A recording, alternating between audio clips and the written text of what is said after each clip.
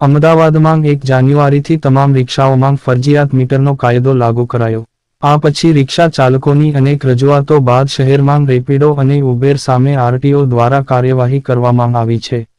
જેમાં અમદાવાદ આરટીઓ દ્વારા જોગવાઈના ભંગ બદલ રેપિડોને 30 દિવસ સસ્પેન્ડ કરવાનો નિર્ણય કર્યો છે. જ્યારે ઉબેરને 15 દિવસમાં ટુ વ્હીલર વાહનોના ઉપયોગ બંધ કરવાની બાંહેધરી આપવા કહ્યું. શહેરમાં રિક્ષા એસોસિએશને ખાનગી એગ્રીગેટર કંપનીઓના નોન ટ્રાન્સપોર્ટ ટુ વ્હીલર બાબતે અનેક રજૂઆતો કરી હતી. જેને ધ્યાનમાં રાખીને અમદાવાદ આરટીઓ દ્વારા કાર્યવાહી કરવામાં આવી. રેપિડો અને ઉબેર સામે આરટીઓની કાર્યવાહી. અમદાવાદ શહેરમાં રેપિડો, ઉબેર સહિતના ઓનલાઈન એપના માધ્યમથી લોકો પરિવહન કરતા થયા છે. આ દરમિયાન રિક્ષા ચાલકોએ આરટીઓમાં રેપિડો અને ઉબેર જેવી ઓનલાઈન સેવાને લઈને અનેક રજૂઆતો કરી હતી.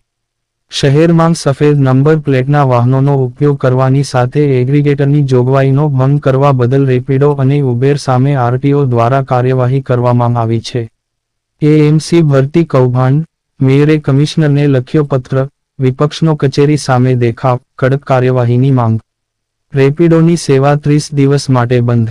અમદાવાદ આરટીઓ જે પટેલે જણાવ્યું હતું કે અમદાવાદ આરટીઓ દ્વારા રેપિડોને ફક્ત 3 વ્હીલર ઓટો રિક્ષાના એગ્રીગેટર લાયસન્સ ઇસ્યુ કર્યા હતા, પરંતુ રેપિડોએ ઓનલાઈન એપથી નોન ટ્રાન્સપોર્ટ વાહનોનો ઉપયોગ કર્યો અને એગ્રીગેટર આપેલા વાહનોના દસ્તાવેજોની વેલિડિટી પૂરી થવા છતાં પેસેન્જરોની સલામતી સાથે ચેડા કરીને જોગવાઈનો ભંગ કર્યો હતો.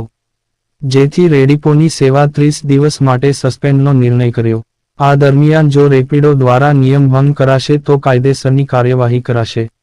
જ્યારે ઉબેરની ઓટો રિક્ષા, 4 વ્હીલર અને 2 વ્હીલરના દસ્તાવેજની વેલિડિટી પૂરી થઈ હોવા છતાં પેસેન્જરની સલામતી સાથે ચેડા કર્યો હોવાનું સામે આવ્યું હતું. જેમાં ઉબેરે ફક્ત 3 વ્હીલર અને 4 વ્હીલરના એગ્રીગેટર લાયસન્સ ઇસ્યુ થવાની સામે નોન ટ્રાન્સપોર્ટનો ઉપયોગ કર્યો.